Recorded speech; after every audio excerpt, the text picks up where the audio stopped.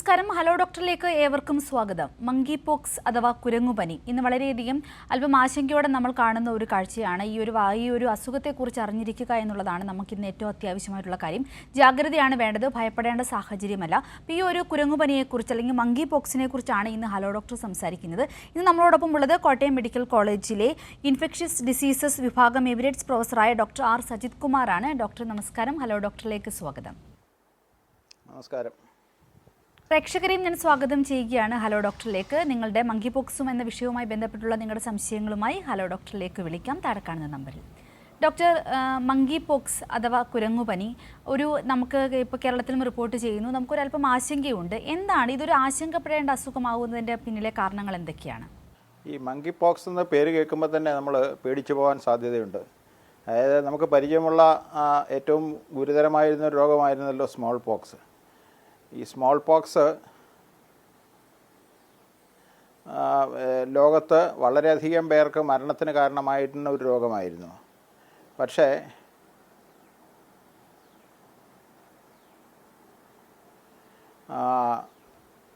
ഈ നമ്മുടെ വളരെ വിശദമായിട്ടുള്ള ആരോഗ്യ പ്രവർത്തനങ്ങൾ വഴി വസൂരിയെ നമുക്ക് ഈ ലോകത്തുനിന്ന് തുടച്ചു മാറ്റാൻ കഴിഞ്ഞു. പക്ഷേ അതേ വിഭാഗത്തിൽപ്പെട്ട മറ്റു ചില രോഗങ്ങൾ നമ്മുടെ നാട്ടിൽ വളരെ വ്യാപകമായി പ്രചരിക്കുന്നതായിട്ട് നമുക്കറിയാം. ഉദാഹരണത്തിന് ചിക്കൻ പോക്സ്. അപ്പം ഇങ്ങനെയുള്ള രോഗങ്ങളിലെ അതേ കുടുംബത്തിൽ തന്നെ പെട്ട മറ്റൊരു വൈറസാണ് ഈ മങ്കി പോക്സ്.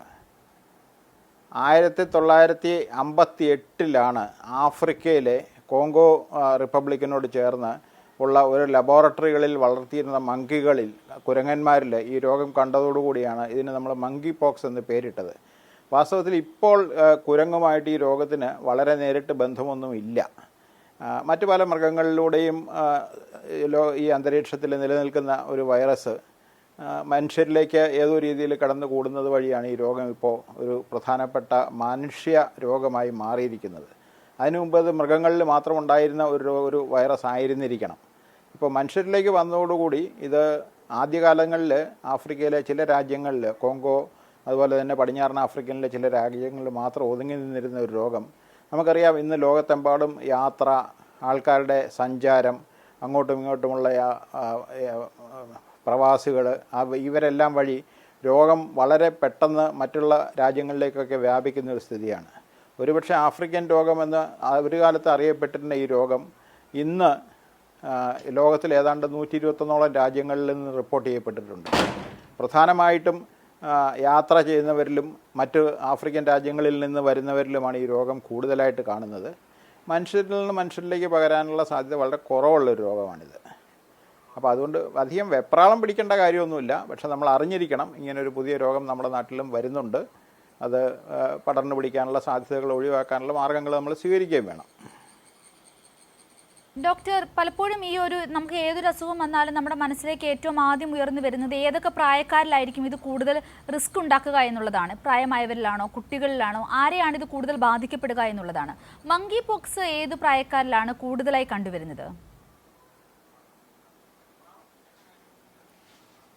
മങ്കി പോക്സ് കൂടുതലും ചെറുപ്പക്കാർ എന്ന് നമുക്ക് പറയാവുന്ന ഒരു 20 വയസ്സിനും 50 വയസ്സിനും ഇടയ്ക്കുള്ള ആൾക്കാരിലാണ് ഈ രോഗം കൂടുതലായിട്ട് കാണുന്നത്. വളരെ പ്രായമായവരിലും തീരെ ചെറിയ കുട്ടികളിലും വളരെ ചുരുക്കമായിട്ട് ഈ രോഗം കാണാറുള്ളൂ. അപ്പോൾ ഞാൻ നേരത്തെ പറഞ്ഞതുപോലെ ഈ പ്രായത്തിലുള്ളവർ, നമ്മൾ പറയുന്ന ഏതാണ്ട് ഒരു 20 വയസ്സ് മുതൽ 50 വയസ്സ് വരെ പ്രായത്തിനിടയ്ക്ക് വരുന്ന ആൾക്കാരായിരിക്കും ഒരുപക്ഷെ കൂടുതൽ യാത്ര ചെയ്യുകയും വിദേശ രാജ്യങ്ങളിലൊക്കെ പോവുകയും മറ്റുള്ള മനുഷ്യരുമൊക്കെ ആയിട്ട് ഇടപഴകാനുള്ള സാധ്യതയുള്ളതും അതുപോലെ തന്നെ വന്യമൃഗങ്ങളുമായിട്ട് സമ്പർക്കത്തിലേർപ്പെടാൻ സാധ്യതയുള്ളതും ഈ പറഞ്ഞ പ്രായത്തിലുള്ള ആൾക്കാരായിരിക്കും. അപ്പോൾ കൂടുതലും അങ്ങനെയുള്ളവർക്കാണ് ഈ മങ്കി പോക്സ് ഒരു ഗുരുതര രോഗമായിട്ട് നമ്മൾ കാണാറ്. ഗുരുതര രോഗമെന്ന് നമ്മൾ പറയുമ്പോൾ വസൂരി പോലെയോ ഒരുപക്ഷെ ചിക്കൻ പോക്സ് പോലെയോ വളരെ സീരിയസ് ആയിട്ടുള്ള കോംപ്ലിക്കേഷൻസ് ഉണ്ടാക്കുന്ന തരത്തിൽപ്പെട്ട ഒരു രോഗമല്ല മങ്കി പോക്സ്. അത് തന്നെ പല വിഭാഗങ്ങളിൽ പെടുന്നതുകൊണ്ട്. അതുകൊണ്ടാണ് ചില വിഭാഗങ്ങളിൽ പെടുന്നത് രോഗം വന്നാൽ മരണ സാധ്യതയുള്ള തലച്ചോറിനെ ബാധിക്കുന്ന രീതിയിലുള്ള രോഗങ്ങളൊക്കെ വരാം. പക്ഷേ നമ്മുടെ നാട്ടിലിപ്പോൾ റിപ്പോർട്ട് ചെയ്തിരിക്കുന്ന രോഗം അത്ര ഗുരുതരമായ സ്ഥിതിവിശേഷത്തിലേക്ക് നയിക്കുന്ന രീതിയിലുള്ള ഒരു വൈറസ് അല്ല എന്നാണ് നമ്മൾ മനസ്സിലാക്കേണ്ടത്.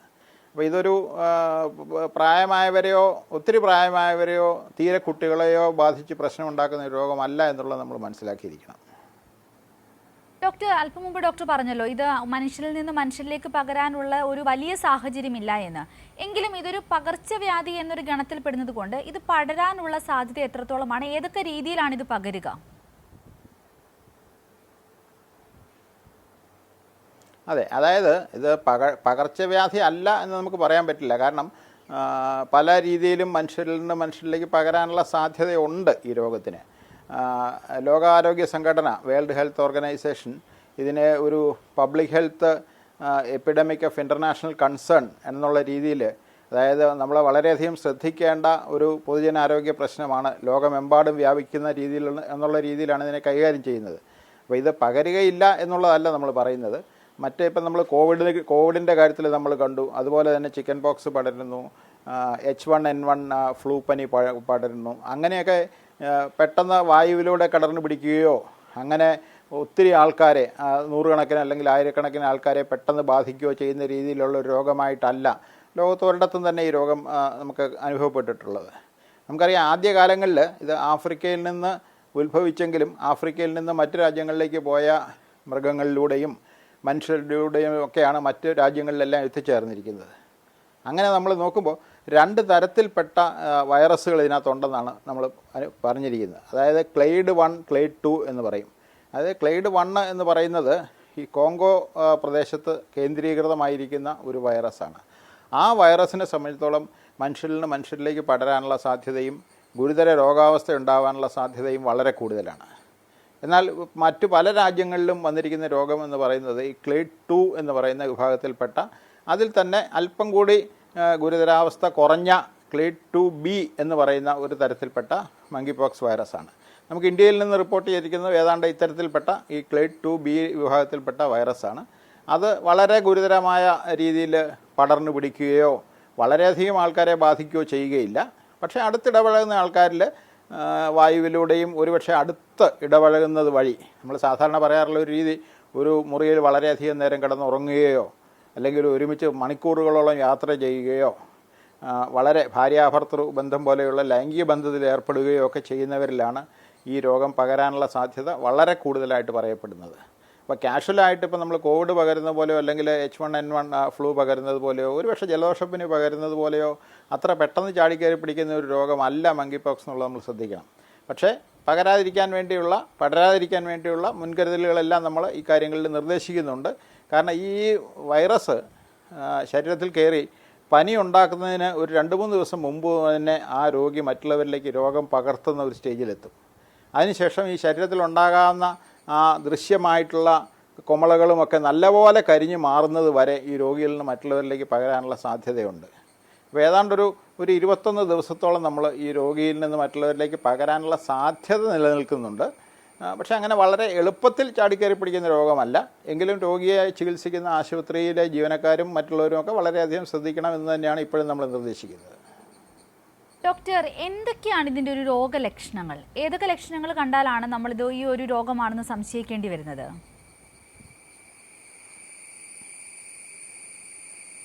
അതെ, അത് വളരെ പ്രധാനമായിട്ട് ശ്രദ്ധിക്കേണ്ട ഒരു കാര്യമാണ്. അതായത് അറിയാം, നമ്മുടെ നാട്ടിൽ ഇപ്പോൾ പലതരത്തിൽപ്പെട്ട പനികളുണ്ട്.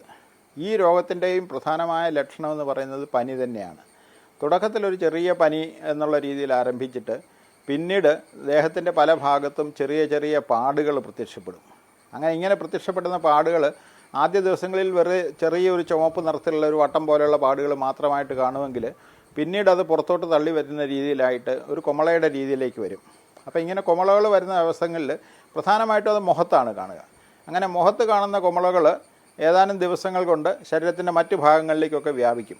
കൈകളിലും വായിലും കൈപ്പത്തിയിലും പാദത്തിലുമൊക്കെ കുമളകൾ വരുന്ന രീതിയിലുള്ള ഒരു രോഗമായിട്ട് അതങ്ങ് മാറും. ഇങ്ങനെ കുമളകൾ വന്ന് ഈ കുമളകളിൽ വീണ്ടും ബാക്ടീരിയ മൂലമുള്ള രോഗാണുബാധ ഉണ്ടാകാനുള്ള സാധ്യതയുണ്ട്. അങ്ങനെ വരുമ്പോൾ അതിലെല്ലാം പഴുപ്പ് കിട്ടുന്ന പോലുള്ള രീതി വരാം. അപ്പോൾ അങ്ങനെയാണ് ശരീരത്തിൻ്റെ പല ഭാഗത്തും കുമളകൾ പ്രത്യക്ഷപ്പെട്ട് കുരുക്കളായി അത് വീണ്ടും കുമളകളിൽ പഴുപ്പ് വരുന്ന രീതിയിലുള്ള ഒരു രോഗലക്ഷണമായിട്ട് കാണുന്നത്. ഇതാണ് ഈ രോഗത്തിൻ്റെ വളരെ ക്ലാസിക്കലായിട്ടുള്ള വളരെ ടിപ്പിക്കലായിട്ടുള്ള ഒരു രോഗലക്ഷണം. പക്ഷേ അത് കൂടാതെ രോഗിക്ക് പനിയോടനുബന്ധിച്ച് ശരീരവേദനയും ഒരുപക്ഷെ തലവേദനയും അതുപോലെ തന്നെ ഈ നമ്മുടെ ലിംഫ് ഗ്രന്ഥികൾ വീക്കം വരിക, അത് നമ്മുടെ കാലും ഇടുപ്പ് ഭാഗത്തായിട്ട് വരാം. അതുപോലെ തന്നെ കഴുത്തിൻ്റെ ഭാഗത്തും കക്ഷത്തിൻ്റെ ഭാഗത്തുമൊക്കെ ആയിട്ട് ചെറിയ ചെറിയ ഗ്രന്ഥികൾ വീർത്ത് വരുന്നത് പോലുള്ള രോഗലക്ഷണങ്ങൾ കാണാറുണ്ട്. ചുരുക്കം ചിലരിൽ ഇത് കണ്ണിനെ ബാധിക്കുന്നതായിട്ടും കാണാറുണ്ട്. അപ്പോൾ അങ്ങനെയുള്ള പല രീതിയിലുള്ള മറ്റ് പല പനികളുമായിട്ട് സാദൃശ്യം തോന്നുന്ന രീതിയിലുള്ള രോഗലക്ഷണങ്ങൾ പലതും ഇവരിൽ കാണാം. പക്ഷേ ഈ ഞാൻ നേരത്തെ പറഞ്ഞ പോലെ ഈ കുമളകളുടെ ആ പ്രത്യേക രീതിയിലുള്ള വിന്യാസം നോക്കിയിട്ടാണ് നമ്മളിത് മങ്കി പോക്സ് ആയിരിക്കും എന്നുള്ള രീതിയിലുള്ള സംശയം ഡോക്ടർമാരുടെ മനസ്സിൽ വരാൻ സാധ്യതയുള്ളത്. അപ്പോൾ തുടക്കത്തിലെ വെറുതെ ഒരു പനിയായിട്ടാണ് വരുന്നത്. പിന്നീട് ഈ പറഞ്ഞ ലക്ഷണങ്ങൾ ഏതെങ്കിലുമൊക്കെ രോഗികളിലുണ്ടാവാനുള്ള സാധ്യതയുണ്ട്. ഇതെല്ലാം എല്ലാവരിലും വരണമെന്ന് നിർബന്ധവുമില്ല. ചില ആൾക്കാരിലെ ഈ ഗ്രന്ഥി വീക്കമായിരിക്കും പ്രധാനമായിട്ടും വരിക. പക്ഷേ പ്രധാനമായിട്ട് നമുക്ക് രോഗം കണ്ടുപിടിക്കാൻ നമ്മളെ എളുപ്പം സഹായിക്കുന്നത് ഈ കുമളകളായിട്ട് മുഖത്തും കയ്യിലും ഒക്കെ വരുന്ന, പാദത്തിലും കൈപ്പത്തിയിലും ഒക്കെ വരുന്ന രീതിയിലുള്ള കുമളകളുടെ സാന്നിധ്യം തന്നെയാണ് നമുക്ക് രോഗത്തിൻ്റെ ഒരു കൃത്യമായ സൂചനയായിട്ട് നമുക്ക് അനുമാനിക്കാൻ പറ്റുന്നത്. ഡോക്ടർ, ഈ പറഞ്ഞ ലക്ഷണങ്ങൾ ഏതാണ്ട് ഇതിൻ്റെ തുടക്കത്തിൽ പറഞ്ഞ ലക്ഷണങ്ങൾ, അതായത് പനി, അതിനുശേഷം ശരീരത്തിൽ ചെറിയ ചെറിയ കുമിളകൾ വരിക, ഇത് തന്നെയാണ് ചിക്കൻ ബോക്സിൽ നമ്മൾ കണ്ടുവരാറ്. അപ്പോൾ ഈ മങ്കി പോക്സിനെയും ചിക്കൻ ബോക്സിനെയും എങ്ങനെയാണ് നമുക്ക് വേർതിരിച്ച് മനസ്സിലാക്കുവാൻ സാധിക്കുന്നത്? അല്ല, മങ്കി പോക്സും ചിക്കൻ പോക്സും ഏതാണ്ട് ഒരേ വർഗത്തിൽപ്പെട്ട രോഗം തന്നെയാണ്. അപ്പോൾ നമുക്ക് കൃത്യമായിട്ട് മങ്കി പോക്സ് ചിക്കൻ പോക്സുമായിട്ട് വേർതിരിച്ച് കാണുക എന്ന് പറയുന്നത് ഒരു ഡോക്ടർക്ക് വളരെ എളുപ്പത്തിൽ സാധിക്കുന്ന ഒരു കാര്യമാണ്. പക്ഷേ രോഗികളെ സംബന്ധിച്ചോളം ഇത് രണ്ടും തമ്മിൽ തിരിച്ചറിയാൻ അല്പം ബുദ്ധിമുട്ടുണ്ടാകാനുള്ള സാധ്യതയുണ്ട്. ചിക്കൻ പോക്സിൻ്റെ കാര്യത്തിൽ പലതരത്തിൽപ്പെട്ട കുമളകൾ ശരീരത്തിൻ്റെ വിവിധ ഭാഗങ്ങളിൽ ഒരേ സമയത്ത് വരുന്നതായിട്ട് നമുക്ക് കാണാം. പക്ഷേ ഇതിനകത്ത് പ്രധാനമായിട്ടും മുഖത്ത് തുടങ്ങി അത് കഴിഞ്ഞ് വീണ്ടും കൈകളിലേക്കും ശരീരഭാഗങ്ങളിലേക്കും മാറുന്നതായിട്ടും ശരീരത്തിൻ്റെ കേന്ദ്രീകൃതമായിട്ടുള്ള ഭാഗങ്ങൾ, അതായത് നമ്മൾ പറയുന്നത് നെഞ്ചിനോടും വയറിനോടും ചേർന്ന് കിടക്കുന്ന ഭാഗങ്ങളിൽ കുമളകളുടെ എണ്ണം കുറവ് വരുന്നതായിട്ടാണ് ഈ രോഗത്തിൽ കാണാറ്. ചിക്കൻ ബോക്സിൽ കൂടുതലും അങ്ങനെയുള്ള ഭാഗങ്ങളിലാണ് കുമളകൾ വരാനുള്ള സാധ്യത കൂടുതലുള്ളത്. അതുപോലെ തന്നെ ചിക്കൻ ബോക്സിൽ വരുന്ന ആ വെസിക്കിൾ കുറച്ചുകൂടി തൊലി പുറമേ വരുന്ന രീതിയിൽ, കുറച്ചുകൂടി സൂപ്പർഫിഷ്യലായിട്ട് പുറം ഭാഗങ്ങളിൽ വരുന്ന രീതിയിലുള്ള കുമളകളായിട്ടാണ് കാണുക. പക്ഷേ ഇതൊക്കെ പറഞ്ഞു കഴിഞ്ഞാലും നമ്മളൊരു കുമള എടുത്ത് നോക്കിക്കഴിഞ്ഞാൽ, അല്ലെങ്കിൽ ഒരു പടം എടുത്ത് നോക്കിക്കഴിഞ്ഞ് കഴിഞ്ഞാൽ ഇത് ചിക്കൻ ബോക്സ് ആണോ മങ്കി പോക്സ് ആണോ എന്ന് തിരിച്ചറിയണമെന്നുണ്ടെങ്കിൽ ഒരു വിദഗ്ധ ഡോക്ടറുടെ സേവനം തന്നെ വേണ്ടി വരും. കൃത്യമായിട്ട് നമുക്കത് രണ്ടും തമ്മിൽ കാഴ്ചയിൽ അത്ര എളുപ്പം തിരിച്ചറിയാൻ പറ്റുന്ന കാര്യമല്ല. അപ്പോൾ രണ്ടും ഏതാണ്ട് ഒരുപോലെ തന്നെ വരുന്ന രീതിയിലുള്ള ലക്ഷണങ്ങളാണെന്ന് നമുക്ക് പറയാം. പക്ഷേ ചിക്കൻ പോക്സും മങ്കി പോക്സും തമ്മിലുള്ള ആ വെസിക്കിൾ, ആ കുമളകളുടെ വിന്യാസത്തിലുള്ള വ്യത്യാസം നോക്കിയിട്ടാണ് നമ്മൾ പ്രധാനമായിട്ടും ഇത് രണ്ടും തമ്മിലുള്ള വ്യത്യാസം നമ്മൾ തിരിച്ചറിയുന്നത്. പക്ഷേ ഓർക്കുക, ഇത് രണ്ടും ഒരേ ഫാമിലിയിൽപ്പെട്ട, ഒരേ കുടുംബത്തിൽപ്പെട്ട ഈ പോക്സ് വൈറസ് എന്ന് പറയുന്ന കുടുംബത്തിൽപ്പെട്ട ഫാമിലിയിലുള്ള വൈറസുകളാണ്. അപ്പോൾ അത് രണ്ടും തമ്മിൽ ഒത്തിരി സാമ്യമുണ്ട് എന്നുള്ളതൊരു വസ്തുതയാണ്. ഡോക്ടർ, അതായത് ഈ ഇത്തരത്തിലുള്ള ലക്ഷണങ്ങൾ നമ്മൾ മനസ്സിലാക്കുന്നത് ലക്ഷണങ്ങൾക്കുള്ള ചികിത്സയാണ് സാധാരണ കൊടുക്കാറ്, അല്ലാതെ ഈ മങ്കി പോക്സിന് മാത്രമായി ഒരു ചികിത്സയുണ്ടെന്ന് മനസ്സിലാക്കുന്നില്ല. കൂടുതലായി നമുക്ക് മനസ്സിലാക്കുവാൻ സാധിക്കുന്നത് ലക്ഷണങ്ങൾ വരുന്ന ഓരോ ലക്ഷണങ്ങൾക്കും ആ ലക്ഷണങ്ങളെ അടിസ്ഥാനമാക്കിയുള്ള ചികിത്സയാണ് കൊടുക്കുന്നതാണ്. അപ്പം ഈ ഒരു ചികിത്സ മതിയാകും, അല്ലെങ്കിൽ മങ്കി പോക്സിന് മാത്രമായി ഒരു ചികിത്സ, മരുന്നുകൾ, ആ ഒരു കണ്ടെത്തലുകൾ നടന്നിട്ടില്ലേ? അല്ല, ഇപ്പം നമ്മൾ പറഞ്ഞു കഴിഞ്ഞാൽ, ഞാൻ നേരത്തെ പറഞ്ഞല്ലോ, ചിക്കൻ ബോക്സ് എന്ന് പറയുന്ന രോഗത്തെക്കുറിച്ച് ഇപ്പം നമ്മൾ വളരെ വിശദമായിട്ട് പഠിച്ച് പഠനങ്ങൾ നടത്തി അതിന് കൃത്യമായിട്ടുള്ള മരുന്നുകൾ ലഭ്യമാണ്. അതിനുവേണ്ടി പ്രയോഗിക്കുന്ന കൃത്യമായിട്ടുള്ള ആൻറ്റി വൈറൽ മരുന്നുകളുണ്ട്. അപ്പോൾ മങ്കി പോക്സിനെ സംബന്ധിച്ചിടത്തോളം, മങ്കി പോക്സ് ഞാൻ നേരത്തെ പറഞ്ഞ ഈ രണ്ടാമത്തെ ക്ലെയ്ഡ്, അതായത് ഈ കോങ്കോ റിപ്പബ്ലിക്കിൽ നിന്നല്ലാതെ വരുന്ന മറ്റ് ആഫ്രിക്കൻ രാജ്യങ്ങളിൽ നിന്ന് വരുന്ന, അല്ലെങ്കിൽ ആഫ്രിക്കക്കാരിൽ നിന്ന് പകരുന്ന രീതിയിലുള്ള ആ ഒരു ക്ലെയ്ഡ് 2Bയിൽപ്പെട്ട മങ്കി പോക്സ് രോഗത്തിന് പ്രത്യേക ചികിത്സകളൊന്നും തന്നെ ആവശ്യമില്ല. അതായത് കൃത്യമായിട്ടുള്ള ആൻറ്റിവൈറൽ മെഡിസിൻസ് നമ്മൾ ഈ പറയുന്ന രോഗത്തിൻ്റെ ചികിത്സയ്ക്ക് സാധാരണ ഉപയോഗിക്കേണ്ട ആവശ്യം വരാറില്ല.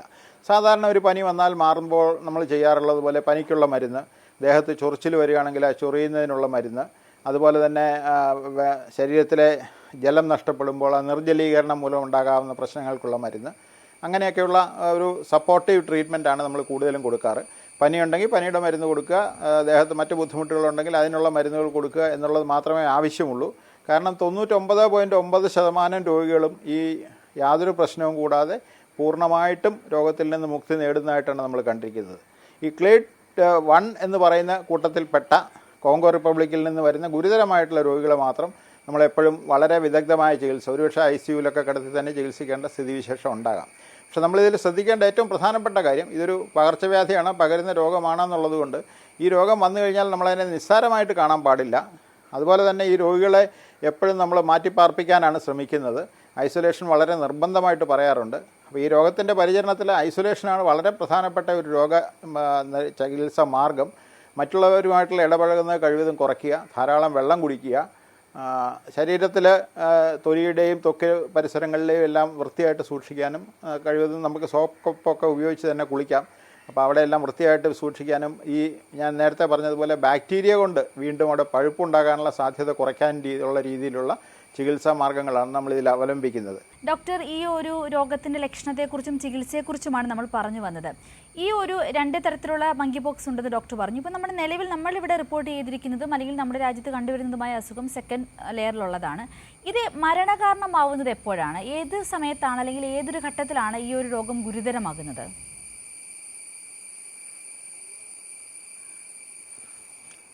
ഞാൻ നേരത്തെ പറഞ്ഞുകൊണ്ട് വന്നത് ഈ ക്ലേഡ് 1, ക്ലേഡ് 2 എന്ന് പറയുന്ന രണ്ട് തരത്തിൽപ്പെട്ട, അതിൽ തന്നെ ക്ലേഡ് 2B എന്ന് പറയുന്ന ഒരു വിഭാഗത്തിൽപ്പെട്ട രോഗമാണ്, വൈറസാണ് നമ്മുടെ നാട്ടിലിപ്പോൾ കൂടുതലായിട്ടും മങ്കി പോക്സിന് കാരണമാകുന്നത്. കൂടുതൽ എന്ന് പറഞ്ഞാൽ ഇന്ത്യയിൽ ആകപ്പാടെ ഇതുവരെ 32ഓളം കേസുകളാണ് റിപ്പോർട്ട് ചെയ്തിരുന്നത്. പല വിദേശ രാജ്യങ്ങളിലും ആയിരക്കണക്കിന് കേസുകൾ റിപ്പോർട്ട് ചെയ്ത രാജ്യങ്ങൾ വരെയുണ്ട്. ലോകത്തെമ്പാടും നോക്കിക്കഴിഞ്ഞാൽ ഏതാണ്ട് 1 ലക്ഷത്തോളം പേർക്ക് മങ്കി പോക്സ് രോഗാണുബാധ ഉണ്ടായതായിട്ടുള്ളതാണ് കണക്കുകൾ പറയുന്നത്. അതിൽ ഏതാണ്ട് 200ഓളം പേരിൽ ഇത് മരണകാരണമായിട്ടുണ്ടെന്നാണ് സൂചന കിട്ടുന്നത്. പക്ഷേ നമ്മുടെ ഈ ഇവിടെ വ്യാപിക്കുന്ന ഈ പടിഞ്ഞാറൻ ആഫ്രിക്കൻ രാജ്യങ്ങളിൽ നിന്ന് വരുന്ന ക്ലേഡ് 2B എന്നുള്ള രോഗത്തിൽ മരണം വളരെ കുറവാണ്, തുലവും കുറവാണ്. 1% പോലും താഴെ ഉള്ള രോഗികളിൽ മാത്രമേ മരണം ഉണ്ടാകാനുള്ള സാധ്യതയുള്ളൂ എന്നാണ് പഠനങ്ങൾ സൂചിപ്പിക്കുന്നത്. ഇങ്ങനെ മരണം സംഭവിക്കുന്നത് എന്തുകൊണ്ടാണ്? രണ്ട് രീതിയിലാണ്. ഒന്ന്, തലച്ചോറിനെ ബാധിക്കുന്ന രീതിയിലുള്ള രോഗങ്ങൾ ഇതിന് ശേഷം ഉണ്ടാകാനുള്ള സാധ്യത കൂടുതലാണ്. രണ്ടാമത്, നമ്മൾ സാധാരണ നേരത്തെ കോവിഡിൻ്റെ കാര്യത്തിലും H1N1ൻ്റെ കാര്യത്തിലുമൊക്കെ പറഞ്ഞതുപോലെ ശ്വാസകോശ സംബന്ധമായ പ്രശ്നങ്ങളും ഈ രോഗികളിൽ ഉണ്ടാകാനുള്ള സാധ്യത കൂടുതലാണ്. അപ്പോൾ ഇങ്ങനെയാണ് സാധാരണഗതിയിൽ മരണം സംഭവിക്കാനുള്ള സാധ്യത കൂടുതലുള്ളത്. പക്ഷേ ഇതൊക്കെ വളരെ ഗുരുതരമായ അവസ്ഥയിൽ പോകുന്ന രോഗികളിൽ മാത്രം കാണുന്നൊരു പ്രത്യേകതയാണ്. നമ്മൾ കോവിഡിൽ കണ്ട പോലെയോ മറ്റുള്ള പകർച്ചവ്യാധികളിൽ കണ്ടതുപോലെയുള്ള വലിയ ഒരു മരണ സാധ്യതയുള്ളൊരു രോഗമായിട്ട് നമ്മളിതിനെ കാണേണ്ടതില്ല. പിന്നെ ഞാൻ നേരത്തെ പറഞ്ഞതുപോലെ ചില വിദേശ രാജ്യങ്ങളിലൊക്കെ ഈ വൈറസിനെതിരായിട്ടുള്ള പഠനങ്ങൾ വളരെ വിശദമായിട്ട് നടത്തിയിട്ട് ഈ വൈറസിനെതിരെ പ്രയോഗിക്കാവുന്ന 1-2 ആൻറ്റിവൈറൽ മരുന്നുകൾ ഇപ്പോൾ ഡെവലപ്പ് ചെയ്തിട്ടുണ്ട്. അപ്പോൾ ഈ ആൻറ്റിവൈറൽ മരുന്നുകളും ഇപ്പം ഈ രോഗത്തിൻ്റെ ചികിത്സയ്ക്ക് വേണ്ടി ഉപയോഗിക്കുന്നുണ്ട്. പിന്നെ ഇമ്മ്യൂണോഗ്ലോബുലിൻ പോലെയുള്ള ചില ചികിത്സാ രീതികളുമൊക്കെ മങ്കി പോക്സിനെതിരായിട്ടുള്ള ചികിത്സയിൽ നമ്മളിപ്പോൾ ഉപയോഗിക്കുന്നുണ്ട്.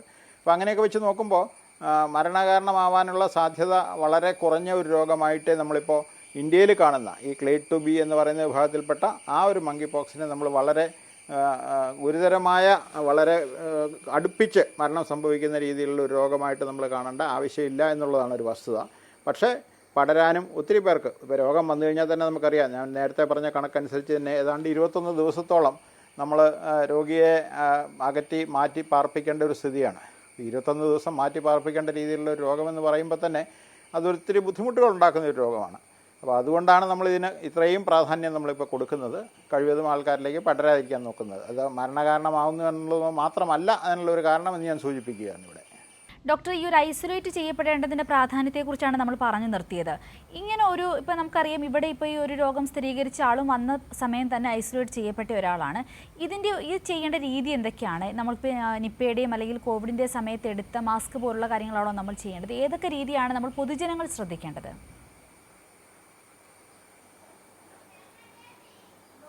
അതെ, ഇനി നമ്മൾ പ്രധാനമായിട്ടും ശ്രദ്ധിക്കേണ്ട കാര്യം ഈ പ്രതിരോധ മാർഗ്ഗങ്ങളെക്കുറിച്ചാണ്.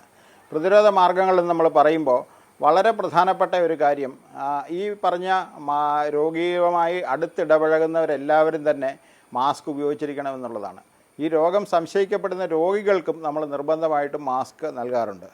ആശുപത്രികളിൽ ചികിത്സയിൽ കിടക്കുന്ന രോഗികളാണെന്നുണ്ടെങ്കിൽ അവരുടെ ചികിത്സിക്കുന്ന ആൾക്കാർ നമ്മൾ കോവിഡ് കാലത്ത് ഉപയോഗിച്ചിരുന്നത് പോലെയുള്ള PPE കിറ്റുകൾ തന്നെ നിർബന്ധമായിട്ട് ഉപയോഗിച്ചുകൊണ്ട് വേണം ആ രോഗികളുമായിട്ട് ഇടപഴകാൻ എന്നുള്ളത് നമ്മൾ നിർബന്ധമായിട്ട് പറയുന്നുണ്ട്. പൊതുജനങ്ങളെ സംബന്ധിച്ചിടത്തോളം ഇതുപോലെയുള്ള രോഗലക്ഷണങ്ങൾ കണ്ടാൽ എത്രയും പെട്ടെന്ന് ആശുപത്രിയിൽ എത്തുകയും ആശുപത്രിയിൽ എത്തിക്കഴിയുമ്പോൾ അവരുമായിട്ട് അടുത്ത് ഇടപഴകിയിരുന്ന ആൾക്കാർ, ഉദാഹരണത്തിന് ലൈംഗിക ബന്ധത്തിൽ ഏർപ്പെട്ടിരുന്ന ആൾക്കാർ, അതുപോലെ ഒരേ മുറിയിൽ കിടന്നുറങ്ങിയിരുന്ന ആൾക്കാർ, ഒരുമിച്ച് കൂടുതൽ നേരം യാത്ര ചെയ്തിരുന്ന ആൾക്കാർ, ഇങ്ങനെയുള്ളവരെല്ലാം 21 ദിവസത്തെ നിരീക്ഷണത്തിൽ ഇരിക്കണമെന്ന് നമ്മൾ നിർബന്ധമായിട്ട് പറയാറുണ്ട്. ഇനി അഥവാ ഏതെങ്കിലും രോഗിയുമായിട്ട് വളരെ അടുത്ത് ബന്ധപ്പെടുകയോ ആ രോഗിയുടെ നമ്മൾ നേരത്തെ പറഞ്ഞ പോലെയുള്ള കുമളകളുമായിട്ട് ബന്ധപ്പെടുകയോ കൈ കൊണ്ട് പിടിക്കുകയോ ഒക്കെ ചെയ്തിട്ടുള്ള ആൾക്കാരാണെന്നുണ്ടെങ്കിൽ കൈ നല്ലപോലെ സോപ്പിട്ട് കഴുകുകയോ അല്ലെങ്കിൽ സാനിറ്റൈസർ ഉപയോഗിക്കുകയോ ചെയ്താൽ ഒരു പരിധിവരെ ഈ രോഗാണു നമ്മുടെ ശരീരത്തിലേക്ക് കയറുന്നത് നമുക്ക് തടയാൻ പറ്റും. പിന്നെ രോഗിയുമായിട്ട് ഇടപഴകുന്ന ആൾക്കാരെല്ലാവരും തന്നെ മാസ്ക് ഉപയോഗിക്കുന്നത് നല്ലതാണ് എന്നുള്ളതാണ് ഒരു അഭിപ്രായം. പക്ഷേ സമൂഹത്തിലുള്ള എല്ലാവരും മാസ്ക് ഉപയോഗിക്കണം എന്നുള്ള ഭീതിജനകമായ ഒരു ചുറ്റുപാടിലേക്ക് നമ്മളിപ്പോൾ ചിന്തിക്കേണ്ട ആവശ്യമില്ല. രോഗിയുമായിട്ട് അടുത്തിടപഴകുന്ന ആൾക്കാർ, പ്രത്യേകിച്ചും രോഗം സ്ഥിരീകരിച്ച ആൾക്കാരുമായിട്ട്, രോഗികളുമായിട്ട് ഇടപഴകുന്ന ആൾക്കാർ, രോഗം സംശയിക്കപ്പെടുന്ന, പുറത്തുനിന്ന് യാത്ര ചെയ്ത് വരുന്നവരിൽ രോഗമുണ്ട് എന്ന് സംശയിക്കപ്പെടുന്ന ആൾക്കാരുമായിട്ട് ഇടപഴകുന്ന ആൾക്കാർ മാസ്ക്, സോപ്പ്, സാനിറ്റൈസർ ഈ വക വസ്തുക്കൾ ഉപയോഗിക്കുന്നത് വഴി നമുക്ക് ഈ രോഗം ഒരു നല്ല പരിധിവരെ തടയാൻ പറ്റും. ഇതിനെതിരായിട്ട് വാക്സിനുകളൊന്നും ഇപ്പം ലഭ്യമല്ല. വാക്സിനൊന്നും ചില സ്ഥലങ്ങളിലൊക്കെ ഗവേഷണത്തിലിരിക്കുന്നുണ്ട് എന്ന് പറയുന്നുണ്ട്. പക്ഷെ നമുക്ക് സ്ഥിരമായിട്ട് ഉപയോഗിക്കാവുന്ന വാക്സിനുകളൊന്നും ലഭ്യമല്ല. പിന്നെ അത്ര വലിയ ഒരു സംഖ്യയിലേക്ക് ഇത് പോകാനുള്ള സാധ്യത ഇല്ലാത്തതുകൊണ്ട് നമ്മൾ ഒരു പരിധിക്കപ്പുറം ഇതിനെക്കുറിച്ചുള്ള ഭീതി പടർത്താതിരിക്കുക എന്നുള്ളതാണ് വളരെ പ്രധാനപ്പെട്ട കാര്യം. നമ്മൾ ഇതിനെക്കുറിച്ചുള്ള കൃത്യമായിട്ടുള്ള വിവരങ്ങൾ മനസ്സിലാക്കി വയ്ക്കുക. രോഗമുണ്ട് എന്നറിയാവുന്നവരെ കഴിവതും ഐസൊലേറ്റ് ചെയ്ത് താമസിപ്പിക്കാനുള്ള സൗകര്യങ്ങൾ ഉണ്ടാക്കുക. അത് വീടുകളിൽ പറ്റുന്നില്ല എന്നുണ്ടെങ്കിൽ നമുക്ക് ആശുപത്രികളിൽ ചെയ്യാം. അതുപോലെ ഇടപഴകുന്ന ആൾക്കാർ മാസ്ക്, സാനിറ്റൈസർ, സോപ്പ് ഇത് കൃത്യമായിട്ട് ഉപയോഗിക്കുക. ഇങ്ങനെയുള്ള മാർഗ്ഗങ്ങൾ വഴി നമുക്ക് ഈ രോഗം പകരുന്നത് ഒരു നല്ല പരിധിവരെ തടയാൻ പറ്റും. ചുരുക്കമായിട്ട് മൃഗങ്ങൾ വഴി ഈ രോഗം പകരാം എന്നുള്ളൊരു സാധ്യത ചില രാജ്യങ്ങളിൽ ചൂണ്ടിക്കാണിക്കപ്പെടുന്നുണ്ട്. പക്ഷെ നമ്മുടെ നാട്ടിലുള്ള ഏതെങ്കിലും ഒരു മൃഗത്തിൽ ഈ വൈറസ് ഉള്ളതായിട്ട് നമ്മൾ ഇതുവരെ ശാസ്ത്രീയമായിട്ട് സ്ഥിരീകരിച്ചിട്ടില്ല. ഞാൻ നേരത്തെ പറഞ്ഞതുപോലെ കുരങ്ങന്മാരിൽ നിന്നല്ല ഈ രോഗം പകരുന്നതെന്നുള്ളത് നമ്മൾ മനസ്സിലാക്കുക. പക്ഷേ വന്യമൃഗങ്ങളുമായിട്ട് ഇടപഴകുന്ന ആൾക്കാർ ഇതുപോലുള്ള എന്തെങ്കിലും രോഗലക്ഷണങ്ങൾ കണ്ടാൽ അല്പം ശ്രദ്ധിക്കുന്നതും നന്നായിരിക്കും. അത്രയാണ് നമ്മൾ പൊതുജനങ്ങളെ സംബന്ധിച്ചോളം നമുക്ക് ഇതിനെക്കുറിച്ചുള്ള ഒരു സൂചനകൾ നൽകാനുള്ളത്. സംശയം തോന്നിയാൽ, പ്രത്യേകിച്ചും ദൂരയാത്ര ചെയ്ത് വരുന്ന ആൾക്കാരിൽ നിന്ന് സംശയം തോന്നിക്കഴിഞ്ഞാൽ, വിദേശ രാജ്യങ്ങളിൽ വരുന്നവരിൽ സംശയം തോന്നിക്കഴിഞ്ഞാൽ എത്രയും പെട്ടെന്ന് ആശുപത്രിയിലെത്തി വേണ്ട പരിശോധനകൾക്ക് വിധേയരാകുക. നമുക്കിതെല്ലാം ടെസ്റ്റ് ചെയ്യാനുള്ള സംവിധാനങ്ങൾ ഇപ്പോൾ നമുക്ക് കേരളത്തിൽ തന്നെയുണ്ട്. കേരളത്തിലെ ലബോറട്ടറികളിലും പിന്നെ നാഷണൽ ഇൻസ്റ്റിറ്റ്യൂട്ട് ഓഫ് വൈറോളജിയുടെ ലബോറട്ടറികളിലും എല്ലാം ഇതിൻ്റെ ടെസ്റ്റ് ചെയ്യാനുള്ള സംവിധാനമുണ്ട്. നമുക്ക് രോഗം കണ്ടുപിടിക്കാൻ വലിയ ബുദ്ധിമുട്ടൊന്നുമില്ല. കണ്ടുപിടിച്ചാൽ മറ്റുള്ളവരിലേക്ക് പകരാതിരിക്കുന്നത് തടയാനുള്ള മാർഗ്ഗങ്ങളും നമുക്ക് വളരെ സുഗമമായിട്ട് സ്വീകരിക്കാവുന്നതാണെന്നുള്ളതാണ് ഒരു വസ്തുത. വ്യക്തമാണ് ഡോക്ടർ. മങ്കി പോക്സ് എന്ന അസുഖം ജാഗ്രതയാണ് വേണ്ടത്, ഭയപ്പെടേണ്ട സാഹചര്യമില്ല എന്നതാണ് ഡോക്ടർ നമ്മളോടിപ്പോൾ പറഞ്ഞു വെച്ചിരിക്കുന്നത്. മങ്കി പോക്സ് എന്ന അസുഖത്തെക്കുറിച്ചും അതിൻ്റെ രീതികളെക്കുറിച്ചും പകരുന്ന സാധ്യതകളെക്കുറിച്ചും ഒക്കെ നമുക്ക് വിശദമായി പറഞ്ഞു തന്നത് കോട്ടയം ഗവൺമെൻറ് മെഡിക്കൽ കോളേജിലെ ഇൻഫെക്ഷ്യസ് ഡിസീസസ് വിഭാഗം എമിറേറ്റ്സ് പ്രൊഫസറായ ഡോക്ടർ ആർ സജിത് കുമാറാണ്. കേരള യൂണിവേഴ്സിറ്റി ഓഫ് ഹെൽത്ത് സയൻസിലെ വിസിറ്റിംഗ് പ്രൊഫസർ കൂടിയാണ് ഡോക്ടർ. ഡോക്ടർ വളരെയധികം നന്ദി. ഹലോ ഡോക്ടർ ഇവിടെ പൂർണ്ണമാകുന്നു. നമസ്കാരം.